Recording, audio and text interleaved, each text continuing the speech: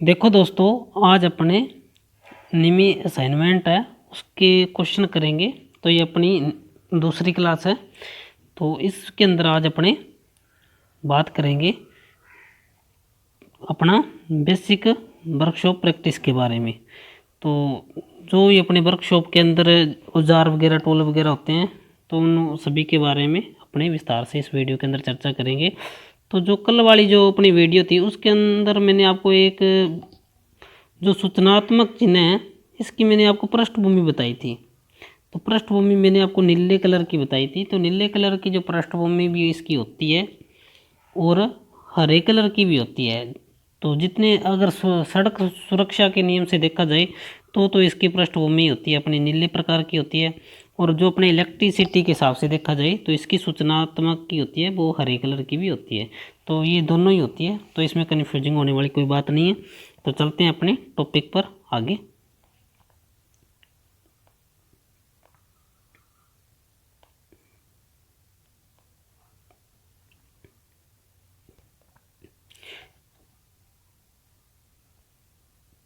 तो ये अपना पहला क्वेश्चन, यानी कि इस गेज का नाम बताइए। इस गेज का नाम बताना है, ये कौन सा गेज है और क्या ये बता रहा है। तो ये जो गेज है, ये जोब की आंतरिक त्रिज्या को जांचना, बेलनाकार जोब का व्यास ज्ञात करना, जोब की ऊंचाई को समांतर जांचना। तो वैसे क्या होता है, ये जो है जोब की आंतरिक त्रिज्या को ज्ञात किया जाता है। अगर अपने को जोब की आंतरिक त्रिज्या को जांचना है तो अपने इस गेज का यूज करेंगे। और ये है वो स्टेनलेस स्टील का बना होता है, स्टेनलेस स्टील का बना होता है। तो इसका सही उत्तर है ए नंबर। उसके बाद नेक्स्ट अपना, इस रेती का नाम क्या है। ये जो आपको दिखाई हुई है फाइल, इसका नाम बताना भी ये क्या है। तो इसके अंदर आप ध्यान से देखोगे तो इस प्रकार इसके ऊपर बारीक बारीक खांचे कटे होते हैं। ध्यान से देखोगे तो ये रासप कट रेती है। कौन सी है? रासप कट रेती है। और जो जो सिंगल कट रेती होती है, उसके अंदर जो खांचों की संख्या होती है वो 60 डिग्री होती है। और जो डबल कट है, डबल कट होती है, पहले तो 60 डिग्री के एंगल पे होगी, और जो सेकंड कट लगेंगे वो 60 से 70 डिग्री के एंगल पर कट लगे होते हैं। तो वो होती है डबल कट रेती। उसके बाद नेक्स्ट है अपना, इस औजार का नाम क्या है। इस औजार का नाम बताना है क्या है। तो इसको आंतरिक, क्योंकि अंदर से जो ये जांतर है ना, ध्यान से देखोगे तो पहले इसने क्या किया है, कोई पैमाना लिया है, कोई स्टील रूल पर पैमाना लेकर फिर ये स्टूल रूल पर रखकर जांच कर रहा है इसकी। तो ये जो है ये आंतरिक क्लिपर, यानी कि अंदर से जो व्यास ज्ञात कर रहा है, ये आंतरिक क्लिपर की श्रेणी के अंदर आता है। उसके बाद अपना क्वेश्चन नंबर 4 है, लकड़ी में ट्विस्टिंग दोष का क्या कारण है। तो लकड़ी में ट्विस्टिंग दोष का क्या कारण है। दोषपूर्ण भंडारण, असमान सिकुड़ना, गलत सीजनिंग, शाखाओं में वृद्धि। तो अगर लकड़ी में ट्विस्टिंग है तो वो क्या होगी, असमान सिकुड़ना। तो इसका सही उत्तर बी नंबर होएगा, असमान सिकुड़ना होता है। तो उसके अंदर क्या होगा, जैसे लकड़ी आपने देखा होगा सर्दियों में लकड़ी कई बार क्या होता है, फूल जाती है, या ज़्यादा पानी गिरने से लकड़ी में कुछ परिवर्तन हो जाता है, वो ज़्यादा लंबे समय तक टिक नहीं पाती है। तो इसका सही उत्तर बी नंबर होएगा। उसके बाद क्वेश्चन नंबर अपना 5। क्वेश्चन नंबर 5 के अंदर है, मोटराइज छेनी का क्या उपयोग है। मोटराइज छेनी का क्या उपयोग है। तो ये छेनी का उपयोग अपने लकड़ी में से हल्का छेद निकालना है, या सामान्य छेद करना है, लकड़ी में से आयताकार छेद निकालना है, या फिनिशिंग करना है। तो इसके लिए अपने करेंगे, उत्तर नंबर अपना बी सही है, लकड़ी में से आयताकार छेद निकालना। अगर लकड़ी में से अपने आयताकार छेद निकालना है, लकड़ी में आयताकार अगर अपने को छेद निकालना है, तब अपने मोटाइज छेनी यानी कि चिजल का प्रयोग करेंगे, या हाई कार्बन स्टील की बनी होती है। उसके बाद नेक्स्ट अपना सीट मेटल। सीट मेटल में तेज मोड़ों हेतु किस प्रकार का स्टेक उपयोग किया जाता है। तो वो होता है हेचेट स्टेक होता है। उसके बाद नेक्स्ट है अपना क्वेश्चन नंबर 7, किस प्रकार की ठंडी श्रेणी, किस प्रकार की ठंडी श्रेणी का उपयोग किनारों पर पदार्थों का वर्गाकार करने हेतु किया जाता है। तो वर्गाकार करने हेतु किया जाता है हीरा पॉइंट श्रेणी का। तो ठंडे प्रकार की श्रेणी अपने श्रेणी के अंदर ये आती है, तो ध्यान रखें हाई कार्बन स्टील की बनी होती है। उसके बाद नेक्स्ट क्वेश्चन अपना 8 नंबर, किस प्रकार के क्लिपर का प्रयोग पदार्थ के बाहरी सिरों पर समांतर रेखाएं खींचने के लिए किया जाता है। तो समांतर रेखाएं खींचनी है तो अपने जेनी क्लिपर का यूज करेंगे। अंदर से व्यास ज्ञात करना है तो आंतरिक क्लिपर हो गया, बाहर से ज्ञात करना है तो बाहरी क्लिपर हो गया। अगर समांतर रेखाएं खींचनी है तो अपने जेनी क्लिपर का यूज करेंगे। को उत्तर नंबर इसका बी सही है। उसके बाद आगे वाला क्वेश्चन, इस ड्रिल बिट का नाम क्या है। इस ड्रिल बिट का जो नाम है वो अपने टेपर सेंक बिट है। टेपर सेंक बिट है। उत्तर नंबर बी इसका बिल्कुल सही है। और ये क्या होता है, ये हाई कार्बन स्टील की बनी होती है, जो जल्दी से मतलब मुड़े ना, या फिर उसकी तरणशीलता ज़्यादा होती है और जल्दी मतलब ज़्यादा लंबे समय तक इसका यूज भी कर सकते हैं। तो आगे वाला क्वेश्चन अपना है next 7 number question 10 number question, sheet metal में सामान्य उपयोग हेतु किस प्रकार के स्टेक का उपयोग किया जाता है। तो ज़्यादातर अपने यूज करते हैं वो वर्गाकार स्टेक का यूज किया जाता है। वर्गाकार स्टेक का यूज किया जाता है। उसके बाद क्वेश्चन नंबर 11 है, आईएसोमेट्रिक फाइनल थ्रेड M12 इंटू 1.25 में 1.25 नंबर क्या इंगित करता है। तो ये क्या करता है, थ्रेड का व्यास, थ्रेड का पिच, गहराई, लंबाई, तो ये थ्रेड की पिच के बारे में बताता है। तो जो 1.25 नंबर है ये अपने थ्रेड का पिच बताएगा। पिच क्या होता है, कोई दो पोलों के बीच की दूरी पिच होती है। तो इसका सही उत्तर बी नंबर है। तो इसमें फाइन थ्रेड, आगे वाला देखते हैं क्वेश्चन, लकड़ी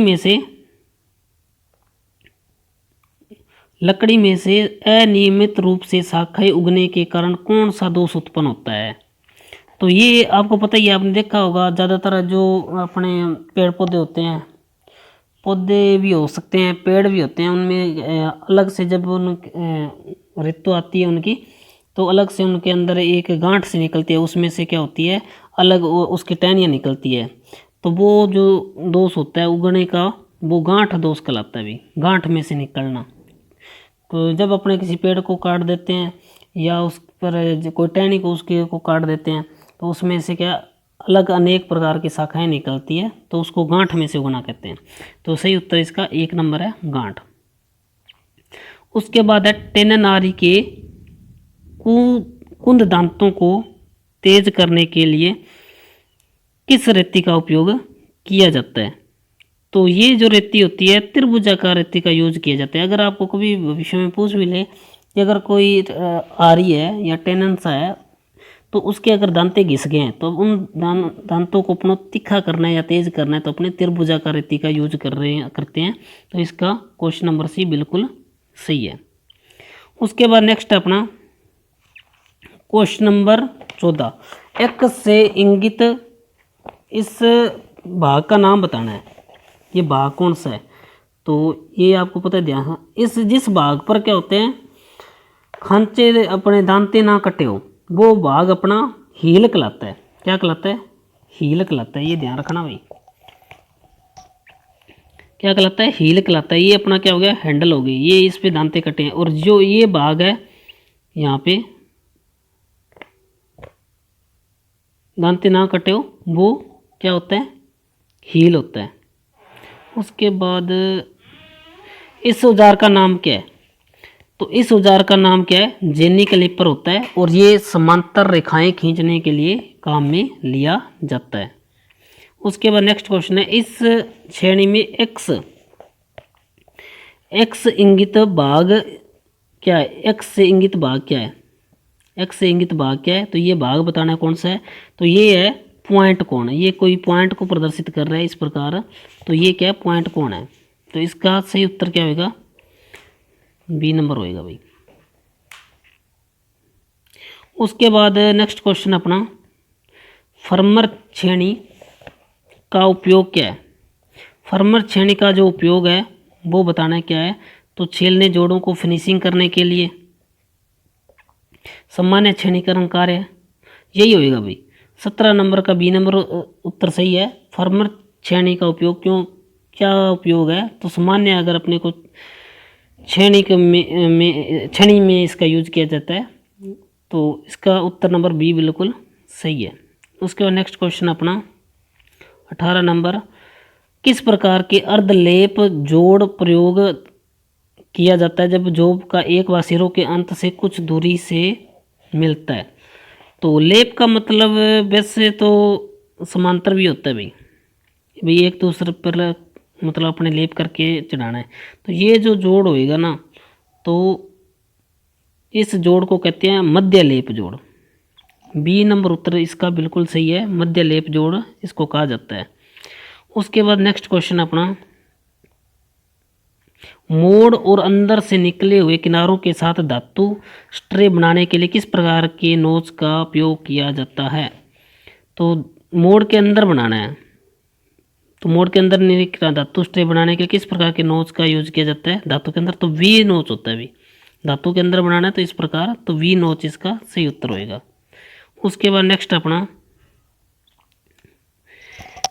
सीट मेटल कार्यों में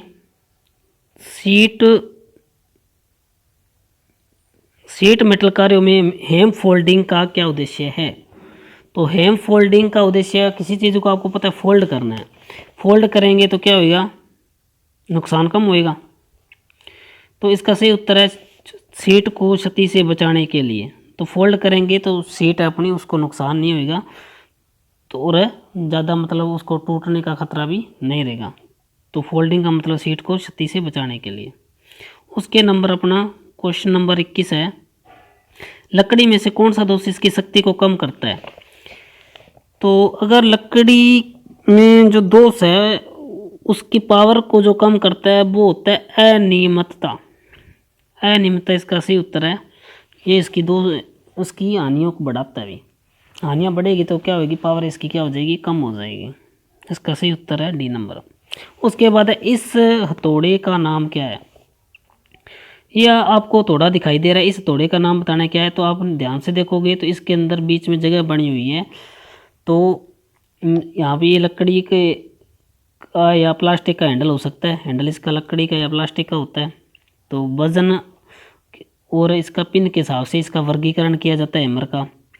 और इसके आप देखोगे तो यहाँ पे कट लगा हुआ है, अगर आप ध्यान से देखो तो इसके ऊपर आगे ये कट लगा हुआ है, तो इस कट का मतलब है ये कला पिन हैमर है।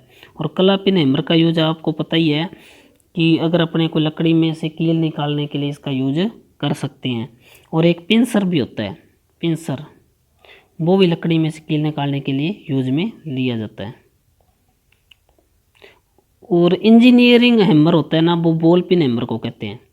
अगर पूछ ले आपको इंजीनियरिंग हैमर कौन सा होता है, तो बॉल पिन हैमर को ही इंजीनियरिंग हैमर कहते हैं, और ज़्यादातर यूज इसी का किया जाता है। आगे, गलत सीजनिंग के कारण लकड़ी में कौन सा दोष उत्पन्न होता है।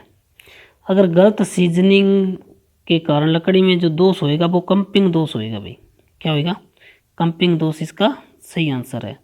उसके बाद नेक्स्ट क्वेश्चन अपना, जस्ती सीट यानी कि जेई की कोई सीट है, सीट पाइप जोड़ में एक्स रूप से चिन्हित थ्रेड का नाम क्या है। तो थ्रेड का नाम बताना है, तो ये है ये वाली एक्स सीट की,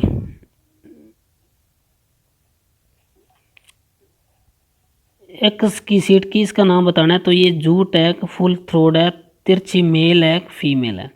तो ध्यान से देखोगे तो ये एक दूसरे के अंदर जा रहे हैं ना, तो अंदर जा रहे हैं, तो इसका मतलब है ये देखो तीर जो निशान लगे हुए हैं, इसका मतलब ये फीमेल है, तो फीमेल थ्रेड है समांतर में, तो इसका सही उत्तर होएगा डी नंबर। उसके बाद 25 नंबर क्वेश्चन देखो, सीट के सिरों को मोड़ने हेतु किस प्रकार के नोच का उपयोग किया जाता है? तो ये जो नोच होता है, क्या होगा, ठीक है, अच्छा, सीट के सिरों को मोड़ने हेतु किस प्रकार के नोच का प्रयोग किया जाता है? तो ये जो नोच होता है वो होता है सीधा नोच। सीधा नोच इसका सही आंसर है। उसके बाद है 26 नंबर क्वेश्चन, कीवेज काटने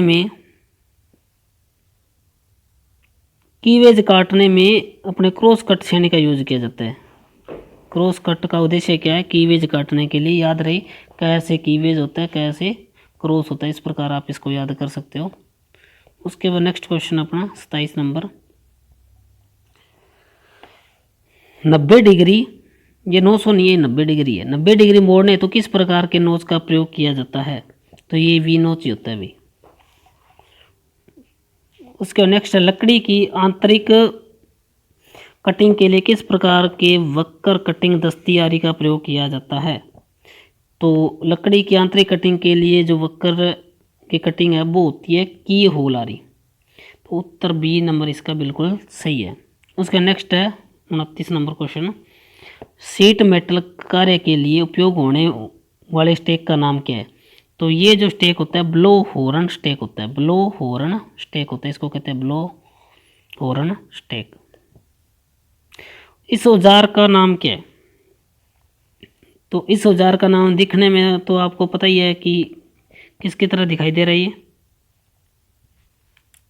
हैमर की तरह दिखाई दे रहा है क्या? दिखने में किसकी तरह दिखाई दे रहा है? हैमर की तरह। तो इसका उत्तर अपने ऑप्शन कहाँ है इसके? तो इसका जो सही उत्तर होएगा, एक मिनट कहाँ गया?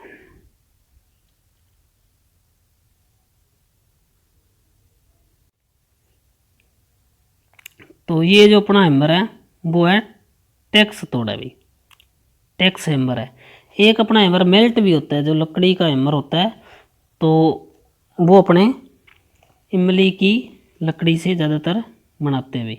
तो उसके बाद नेक्स्ट क्वेश्चन आता है अपना, चेन ड्रिलिंग के बाद धातुओं को अलग करने है तो किस प्रकार की छेनी का प्रयोग किया जाता है? तो वो होती है जालीदार छेनी। जालीदार छेनी का यूज किया जाता है। उसके बाद नेक्स्ट अपना, किस प्रकार के स्टेक का उपयोग टेम्पिंग सेकू के आकार के लेखों को रिवेटिंग या सिमिंग करने के लिए किया जाता है? तो ये होता है अपना ब्लो हॉर्न स्टेक। इसका सही उत्तर सी नंबर है, ब्लो हॉर्न स्टेक के नाम से जाना जाता है इसको। उसके बाद नेक्स्ट अपना, दो लकड़ी में गांठ दोष का क्या कारण है? तो लकड़ी में गांठ दोष का जो कारण है, तो मैंने आपको पहले भी बताया था कि जो गांठ दोष होता है वो अगर कोई पेड़ होता है या उसकी अपने कहा था भी कोई टहनियाँ वगैरह काट देते हैं उसकी, तो उसमें जैसे उसकी मतलब आती है ऋतु आती है तो उसमें अलग अलग प्रकार की छोटी छोटी टहनियाँ बाहर निकलती है। तो उस टहनी के कारण ही क्या होता है, उसमें गांठ दोष पैदा होता है। तो उसकी अपनी भाषा में क्या कहेंगे, शाखाओं में वृद्धि। शाखाओं में वृद्धि होती है, वो क्या होती है, गांठ दोष होती है। तो ये थी आज की अपनी छोटी सी वीडियो। तो उम्मीद करता हूँ आपको वीडियो पसंद आई होगी। इसी प्रकार इलेक्ट्रिशियन थ्योरी से संबंधित डेली 5-10 मिनट की शॉर्ट वीडियो आपको इस चैनल पर मिल जाएगी। तो आज अपने 33 क्वेश्चन तक हल कर लिए, बाकी क्वेश्चन अपने आगे वाली नेक्स्ट वीडियो में करेंगे। तो आप वीडियो को ज़्यादा से ज़्यादा लाइक शेयर और सब्सक्राइब जरूर करें। मिलते हैं अपने नेक्स्ट टॉपिक में, तब तक के लिए धन्यवाद। जय हिंद, जय भारत।